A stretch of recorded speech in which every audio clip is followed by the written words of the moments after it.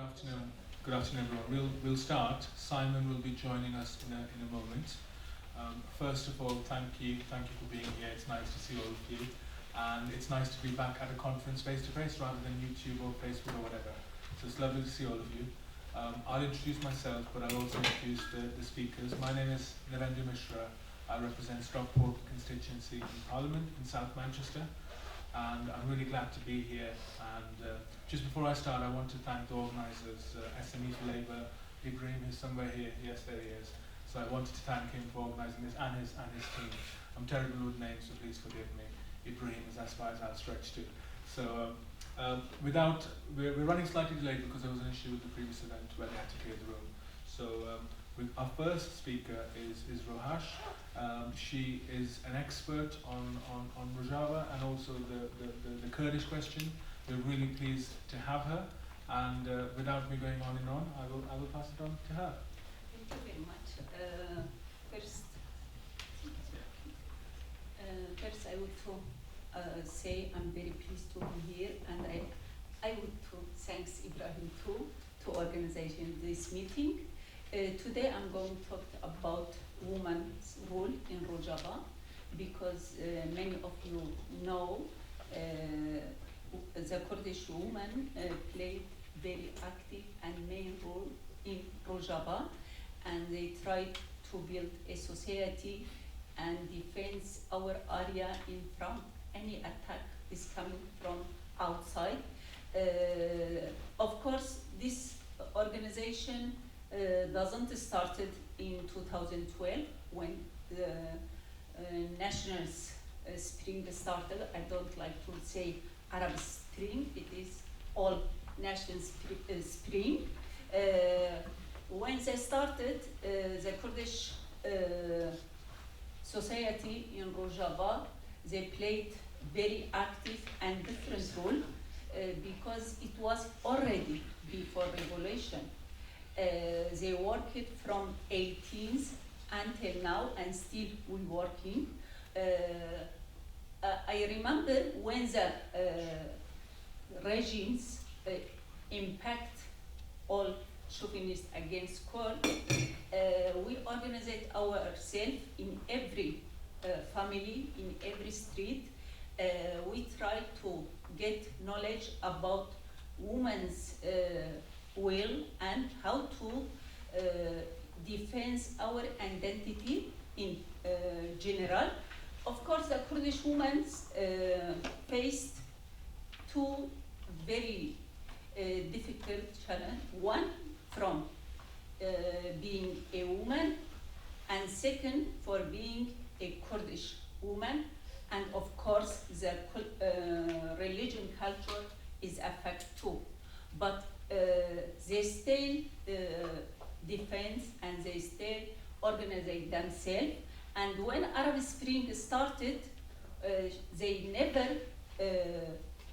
because when National Spring started, in the Syria, there was two-way.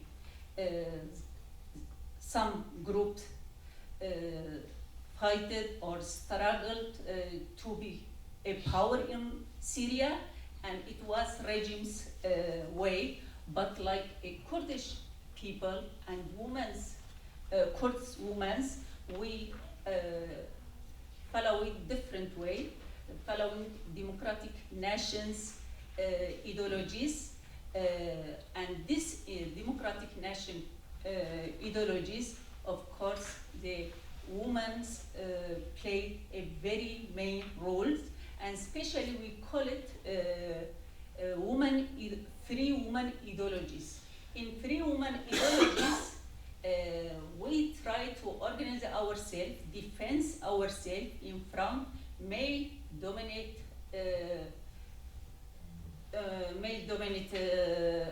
society. And in that time, we used co-chair system. In co-chair system, it was man and woman. In every organization or assembly, a commons, there was a co-chair system.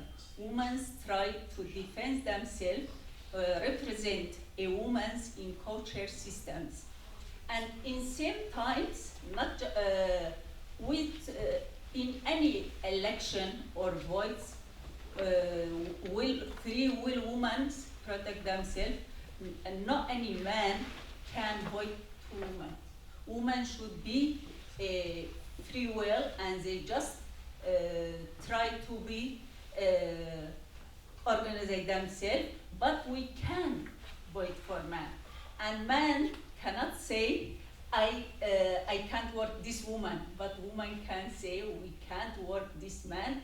This man should be educate himself more and he should to understand women ideologies and then coming to work together. Not just we work like co-chair, man and woman together. In same time, we organize ourselves under name Congresstar. Congresstar is a woman organization, a confederation, woman organization systems. We working for equality, not just to educate a woman. In same time, in Rojava, we try to educate a man too. In any academies in Rojava, they should man get a knowledge about women's in history, Kurdish women movement, and in same time should be educate a genealogy. Genealogy is new ideology we working on in general Rojava and other parts of Kurdistan. Of course, in Rojava, like general and women, how we started in revolution. We started from down to up. First, we organized a communes, from communes assembly, and then we built a committee general. We told it should be every woman in society, we should to organize her to be part from this system. If one woman be out of this system, in that time, we can say we're going to right organization or right revolution. We should to organize to be legitimate systems. We worked in that.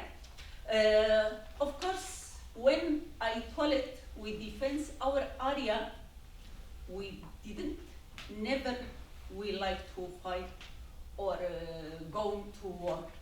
But the situation we was in, we should to defend ourselves. But before we defend ourselves, we should to educate ourselves. And we going woman knowledge deeply, and then we going to start and we going to defend our area. YPJ is not just, we can say is a military organization. It is ideologics knowing why they defend themselves. Because of that, the women try organize themselves, and I can't say woman was working next to man. No, woman was leading a man in Rojava. Because of that, we saying Rojava revolution is a woman revolution. And not just we defend our area in front outside attack. In same times, we organize and we build our society. Like we build a system of ecology. For example, woman village, Genoir. It is ecologic village in Rojava. Is first example, I think, ecologic village. I don't like to make long because I would like to focus about the woman in Afrin. Many of you know Afrin, it was the first city living in peace in Syria general. But Turkey and its allies in 2018 in 19 January, they attacked Afrin city. That peaceful city, there was living around 100,000 people. They coming from different city like Hama, Shahba, Halab, to replacement in Afrin because it was safe city. But Turkey attacked this safe city, and more than 300,000 from Afrin city, they moved to different area, and now they living in a refugee camp. The situation in Afrin and the attack of Turkey, it was direct attack the system we have built, a democratic system, administration system. They attack direct this one, and second, they not try, they change in the demography of Afrin and Serekani and Gresipi, and it was direct attack on woman revolution. And now in Afrin, the woman situation, there is, I have some, in 2020, 88 women killed by these Islamic groups, and 114 kidnapped, and 177 wounded, and in same children, there is many killed 104 children in Afrin, and kidnapping 14, wounded 176 children. Into 2021, there is same numbers. I don't like to say two, because maybe everyone know. This is reported by UN. Not just this number, there is more than 200 women. We don't know about them, where they are. And in Afrin, the woman can't go out. Because of that, we started new campaign. There is rape, there is forced marriage, many ethnic cleansing, ethnic cleansing.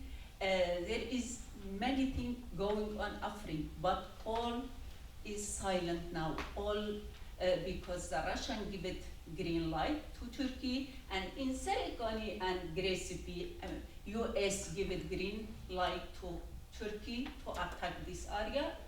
And now it was after 4 years of defending this area to build this society. After 4 years, when we defend this area from ISIS, they open green light to Turkey to attack the most safety place in Rojava, like Afrin city. Yeah, I'm from Afrin. I'm too from Afrin. And now all the people around, I know them, they living in camps, refugee camps in Shahba. We started like a contrast, we started a campaign, Rise Up for Women in Afrin, because, and now there is 3 women after 2 years was in prison. They have speech, they told it, they was raping us every day. The situation woman now in that city is rape, forced marriage, kidnapping. There is no safe, but not anyone talking about Afrin. Here, just I would to call everyone to be part from this city and give it their voice to help us this situation. And I would to thanks. Just one point more, because I forget. Maybe Lloyd and Simon know, they visited whole camps, the situation. One time I was in Safe Children meeting. They told they living in safe area. There is 68,000 people living in that camp, and a week from 2 to 4 people they killing by knife, and there is living around more 45 nations in that camp. We call it all countries to protect North Syria from this situation, because there is many ISIS family in these camps, not just whole camp, Shabab camp, Rouge camp. There is in present around 6 to 80,000 people, but until now, not anyone helps us. Just England bring from 25 children, just 3 children. France from 230 children, just they pick up 25 children. And all now they living in Rojava. Just we need to bring this area to be safe area. Just we need your voice and help. And we invite everyone to visit Rojava to see and know about the system we have built, like a Congress staff. Thank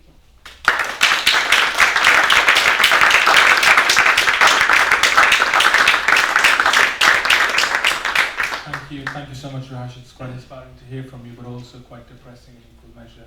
And to hear from your point of view about what's happening in the area is inspiring. I think you have some leaflets if people want to take them, if they want to learn more. There are contact details on them. I'll come back to Rahash in a minute. But our next speaker is Lloyd. Unfortunately, he has to leave shortly, so he's going to give his speech and he might shuffle off. But he's been to Rojava twice. He represents Brighton Kemp Town in Parliament, which is just the constituency next door. And he takes a lot of interest in this issue. He also runs the all-party parliamentary group in the House of Commons for the Kurdish people. I think many of you will know him. He's a long-standing friend of the community.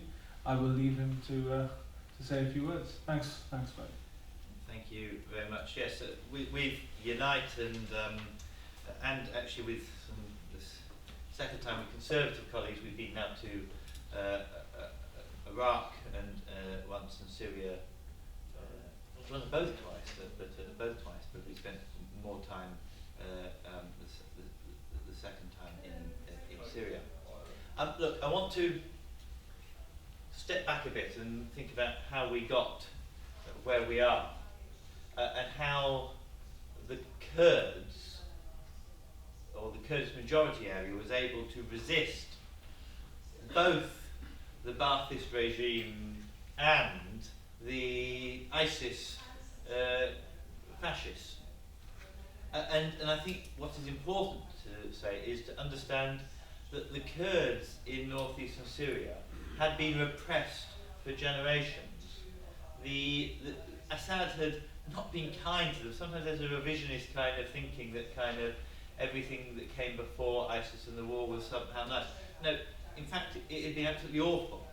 And to survive, the Kurds had to develop a community-based local network of resilience, of being self-taught, of reading groups, of making sure that their culture and their language and their community survived. And that resilience, actually, based also on the concepts of democratic confederalism, which says that you build the community up. You aren't necessarily fighting for an independent state, but what you're doing is you're fighting for rights and autonomy, and fundamentally is gender equal. So for every single position, you must have equality in gender. The basis of that kind of thinking, as well as ecology and the other bases of democratic confederalism, allowed, when Syria fell into absolute chaos, because the uprising had not been supported, facilitated, did not go well. And of course, in the vacuum, ISIS was able to grow up. But because of that history, and because of course the history of fighting in other areas that the Kurds are very well aware of, they were able to relatively quickly build units to fight against ISIS and to start to claim land that was free of both ISIS but free of Assad and free of both. Third way, if you like, I'm sure some might like that here. A third way of actually saying we can do things differently. And in that differential, what you also saw is other concepts coming in to the understanding of how you organise Rojava. So whilst a concept previously had been very strongly of gender equality, you also got the concept of ethnic balance. Because of course Rojava spread to be beyond just the Kurds. So when you were in areas that were predominantly Syrian or predominantly other ethnicities, whether it be Shia, what you did was you made sure their representation had to balance the local community's representation. So if the local community had a certain percentage, that's what had to be represented in the council. And that importance is also the basis of how you form a new Syria. The basis of something that is multi-ethnic, from the bottom up, a federal approach. And that's why it was so disappointing, of course, that in some of the talks, Assad and the Russians could walk in, no problem, but the Kurds routinely were refused entrance to those talks to talk about how a new Syria could be formed, because they were the only ones building from the bottom up a Syria that us, in liberal democracies, would have some recognition that we would want to support. And yes, we supported them within the framework of the SDF, and yes, we gave them kind of some ground cover. But the fundamental problem is next door, Turkey also was seeing this bottom-up revolution, democratic, empowered women. And we know what's happening with the rise of the far right and the very dangerous creep in Turkey with the leadership there. And it was an exponential threat to the continuation of the mono-ethnic state that Turkey has developed over many years now. We know quite, we talk more freely about the Armenian genocide, but there were other multiple genocides that Turkey took part in its creation of an ethnocentric state. And it saw, of course, the Kurds are a large part, one of the few surviving major ethnicities left in Turkey, that if on its border you're able to have a democratic, free, autonomous region, there is a threat to it spilling over. And so, unfortunately, the enemy's enemy became the friend for Turkey, and whilst they didn't club together with ISIS, other soft Islamist groups were used to push back into northeastern Syria. And the coalition forces, and the Americans and the French, were completely weak in being able to support our Kurdish allies. I mean, in Britain, it was so pathetic that we wouldn't even officially meet with the SDF and Kurdish leaders. At least they were able to get to the White House and they could go to the Elysee Palace. They were invited in. Here, we had to organise a secret meeting in a cafe around the corner from the Foreign Office because they said, we don't want to upset our Turkish friends in these conversations. It was completely lily-livered and weak, I'm afraid. Anyway, we of course know the history that Trump then, we of course know Trump was a withdrawer. We've seen the effects of Trump's deal badly implemented now with Afghanistan. But Trump also, of course, had a deal to withdraw from Syria. And he did so effectively, handing over power to Turkey, allowing Turkey to control up to a kilometre in, to move a lot of those Islamist fighters, pushing them over the border and creating a buffer zone effectively. But that buffer zone displaces people, and it actually means that it stifles democracy. Now, I went last just before COVID, and hopefully we will be able to visit again once international travel is a bit better up and running. We're getting closer. I'm sure we will do it.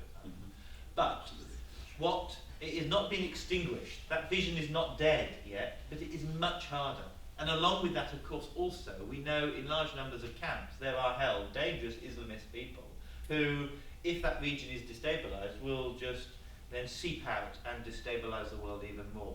So we, of course, internationally have a responsibility to help foster this, because it is a solution, in my view, for a liberal, democratic Middle East. It will not be perfect. And what I will say, for some people sometimes criticise me for ignoring the difficulties and the imperfections of the Kurds in Rojava. Look, in war, awful things happen. And if you want to create a perfect ally, you'll never find one.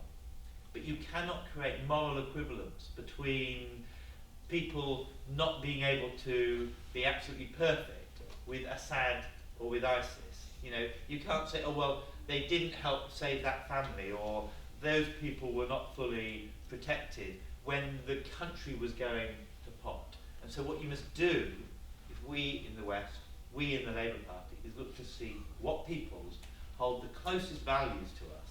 And to me, that is really clear that it is the society that has been built in Rojava, that multi-ethnic society, from local parishes. So everything is based around the parish. And from the parish you appoint the committee, you do the education committee. They appoint people to the region, as well as having a separate women's committee and separate committees. And again, the response with the women. Initially, women were often required to just integrate fully into the mainstream structures. Understanding that particularly with different ethnicities reaching out, they had different cultural norms of how women would participate. So the creation of women's only spaces, which might not have necessarily been the original intent, was important to ensure that everyone could participate in those processes. That level of flexibility and cultural understanding actually is also something that we need to highly regard in that region. So my feeling is that we need to do all we can to support the project in Rojava. We need to hang our heads in shame that we have withdrawn and not really supported enough. And we need to ensure that the one light of democracy that is led by bottom-up forces is not extinguished in that region. Thank you.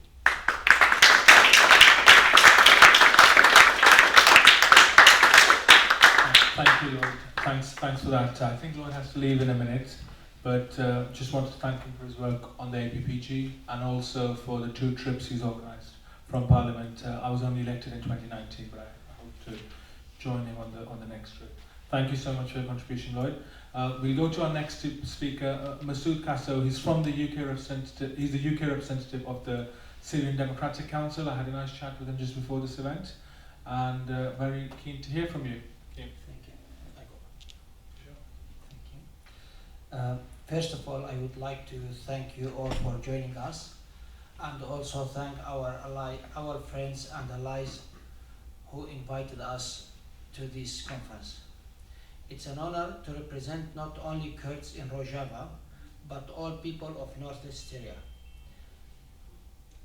As a representative of the Syrian Democratic Council, I would like to take this opportunity to expose to you the hardship and suffering our people are experiencing. As you all know, the ongoing war in Syria has lasted for over a decade, and there seems to be no real progress to finding a solution anytime soon. Our forces have constantly fought ISIS with the aid of the United Nations, not only to protect our people, but for the welfare of the whole world. Even though our forces, along with the United Nations, were critical in defeating ISIS, we still do not have any peace or security in our region due to the discontent of Erdogan.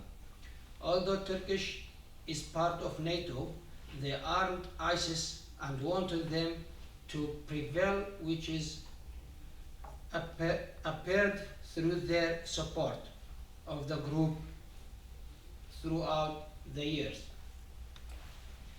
After ISIS were defeated, the Turkish regime decided to take the task on itself, and Turkey then illegally invaded part of northeastern Syria, with Islamic extremists in their force, performing an ethnic cleansing which violated the human rights of innocent people. Thousands of people have been forced to flee their cities and move into camps elsewhere after Turkey occupied cities such as Afrin, Grecipi, and Serekaniye, giving their homes to jihadis and their families from Syria and everywhere, leaving thousands of our people without the necessities of life. In addition to the lack of peace and security in the region, our people in northeastern Syria are facing an economic crisis and terrible living condition as a result of the economic blockade placed on us by the Syrian and Turkish regime, which surround us. They did this by closing the international crossing boards, which directly affects the health of citizens with the shortage of medicine and health care, especially during the COVID-19 pandemic. However, today thousands of kids are out of education and their lives is in danger in camps and as a result of this ongoing war. Thousands of people have no water because Turkey blocked rivers and Islamic groups cutting main supplier of water to Al-Hasaka, which is biggest city of Rojava. Today we would like to ask the Labour Party and the UK to stand beside us to reach freedom and support us in building our region, to bring people back to their homes and provide our children with an essential education, to put pressure on those closing border crossing, to allow food be sent to civilians, to provide medicine for the ill, and to prevent the tragedies of the Trump-Erdogan from happening again. Our people deserve better life, peace and security within their own homes after all the suffering they have experienced. We don't want to act aggressively towards anyone, but we are always going to use our right of self-defense from any injustice and protect our people and humanity with our loyal allies.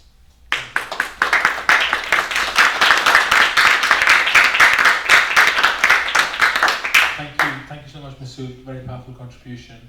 Our last but not least speaker is Simon Dubbins. He is the International Director for Unite Union, the largest trade union in the UK. I think many of us, I certainly am, I'm a proud member of Unite, and I've been to Cuba in the past many years ago when I was young, with Unite Young members, and Simon does a lot on various issues, and he's given us his time today to come and speak to us about the Kurdish community. Simon, thank you. Okay, thanks very much, and thanks for the invitation to say a couple of words. It really is always a privilege to be invited to share and speak on platforms like this with colleagues that have gone through so many difficult situations as well. I guess, look, what I really wanted to just touch on a few broader issues, if you like.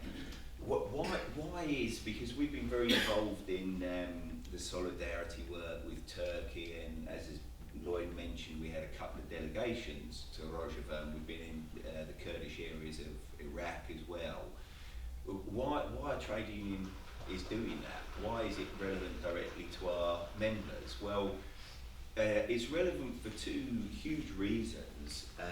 Firstly, we've got a long history of solidarity with people that are being repressed and discriminated against. It's in the DNA of the trade union and labour movement, and long may that last. That is what we're here for, solidarity with people who are repressed and downtrodden, be that here in the UK or be that outside of our borders.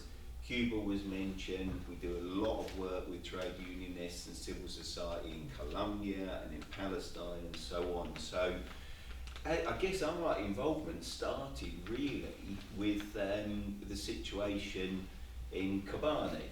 We were obviously aware of it. It predates solidarity with people in Turkey, for example, long predates that from the time of the dictatorships and so on. But Kobani was an eye-opener because I remembered it really well when it was under siege from ISIS forces, and Erdogan would not let Peshmerga, Kurdish forces and others travel across and come in from behind, from the Turkish side to support. And you think, well, what the bloody hell's going on here? ISIS is ringing this town. They've been running riot throughout Syria, and suddenly Erdogan's putting tanks in the way of people who are trying to help, the very people who are fighting ISIS.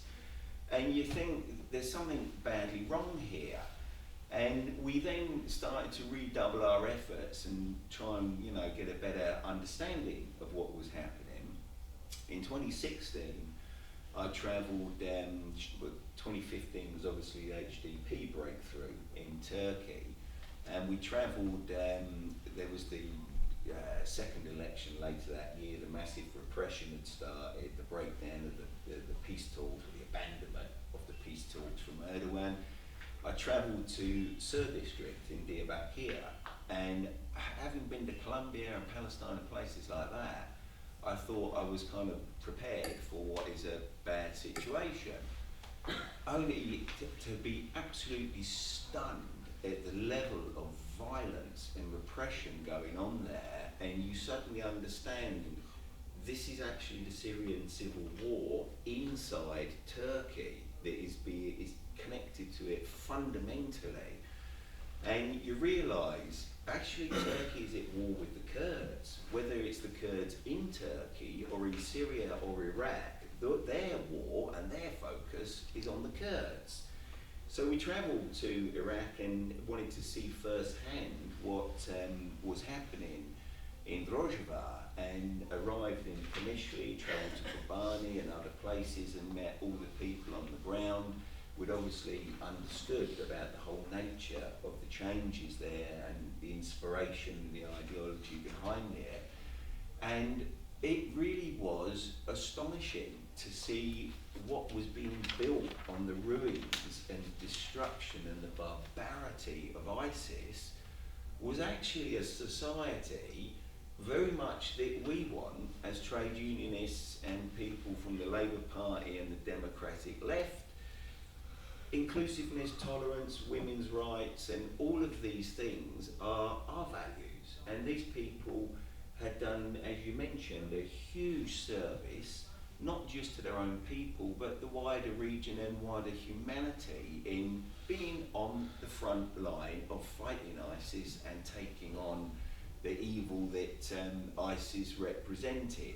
So I think our first thing, I wanted to also mention that we try to explain to some of our members and people here, we do this because we should stand with people. That's the right thing to do. It's what we as a movement are about.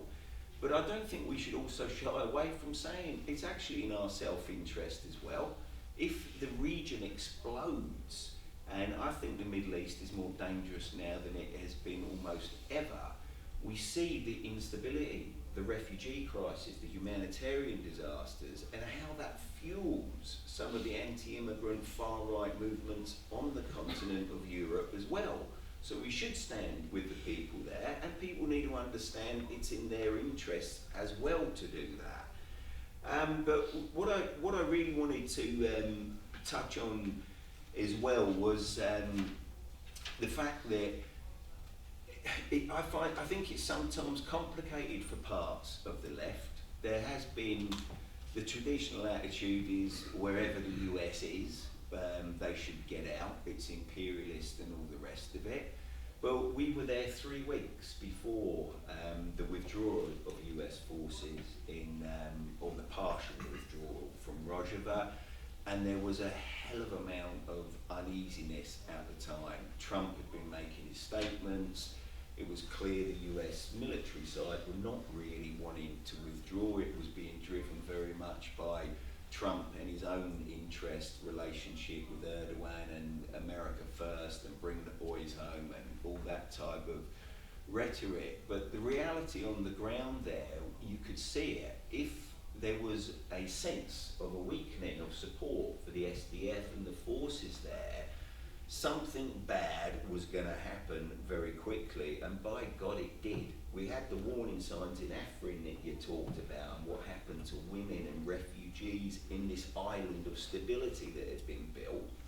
And as soon as the withdrawal happens, what happens? Jihadis pour in, they ethnically cleanse again, they destroy all of the brilliant work that the administration in northeast Syria had done. So we also need to wake up to the fact that for the left this is complicated and it's not simple. We've already seen what a hasty, unplanned withdrawal does in Afghanistan, and the very people are back in power now. What's happening to women there, the hangings, the beheadings again, and girls can no longer go to school and so on. So even if we correctly, quite rightly say you don't want imperialist interventions, to make a real just black and white assumption, okay, it's better off everybody just gets out, it ain't that simple. And there are a lot of very, very decent, brave, courageous people that will be left in, forgive my language, deep shit, big trouble if that actually happens.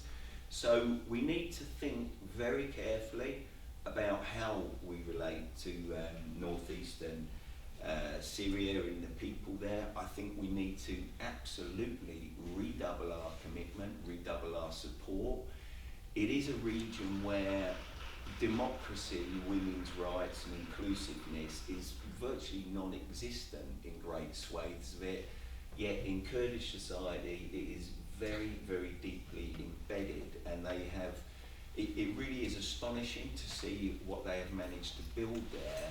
I think we should move heaven and earth to really defend that, make sure that it survives, and give the people there every support we possibly can. And I'll finish with this.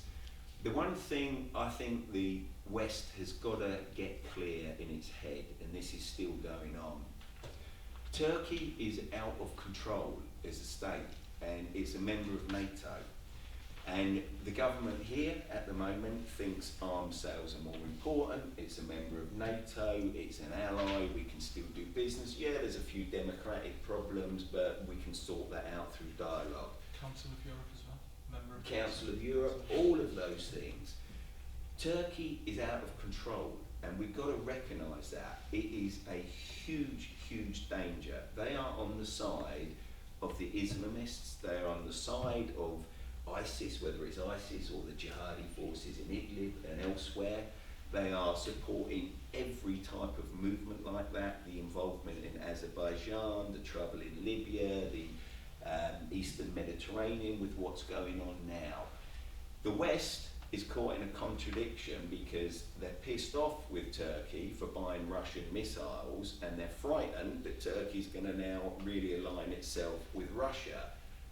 To an extent, that's already happened, and I don't think there's much coming back from that. What we can't allow them to do is masquerade as if they are NATO partners and somehow committed to some form of democracy. We've just got a few problems at home at the moment, and go on maintaining this pretense and this farce. It is an aggressive Islamist country now, and it is bent on destroying every good thing that has been built in northeastern Syria. It is involved in Iraq at the moment, and it has declared war on parts of its own population. How on earth can a country like that be considered an ally of the West or even remotely sharing the type of values. So I finish with this. Unite the Union and the Trade Union Campaign for the Freedom of Öcalan, and the solidarity with the Kurdish people is here to stay. We intend to build on it, and we will stand with you all the way, shoulder to shoulder, in your attempts to build a better society.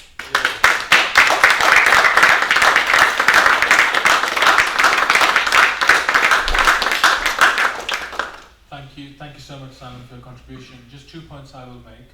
The first point, as Simon and Lloyd both made reference to, that Turkey is a member of NATO. It is also a member of Council of Europe. And this facade that it's a democratic, progressive government is not true. And I think it's really important to distinguish the government from the people. Because I've always believed that all people want the same thing. They want a peaceful life, they want good education, safe housing, and the same thing for everyone. So those are very important points. My second point is, as a British parliamentarian, it's my job to scrutinise government, regardless of what shape it is, a Labour government or a Conservative government. And Lloyd made the point, and Simon also made the point about it's very important to have, for the UK government to have a good policy on this. It is outrageous, in my view, that the White House would welcome representatives from the Kurdish community, but actually the UK government wasn't willing to publicly welcome them into the Foreign Office, just for dialogue. You know, when it's asking you to sign a treaty or anything, to start that dialogue, because at the end of the day we believe in peaceful political resolution, and what we talked about earlier, Rohash talked about women empowerment, democratic system, education, inclusion, all of those things. It's all well and good saying that the UK supports those things, but actually it should follow through and support systems like we see in Rojava, like we see in other Kurdish communities across West Asia. So because we have such a cozy audience, I will leave it there, but I'm sure with the speaker's permission, if any of you have any questions for them, please feel free to approach them. There are some leaflets as well. You're more than welcome to help yourself. And my last point is, I think Ibrahim has disappeared, but thank you for hosting us, and thank you for coming along to this event.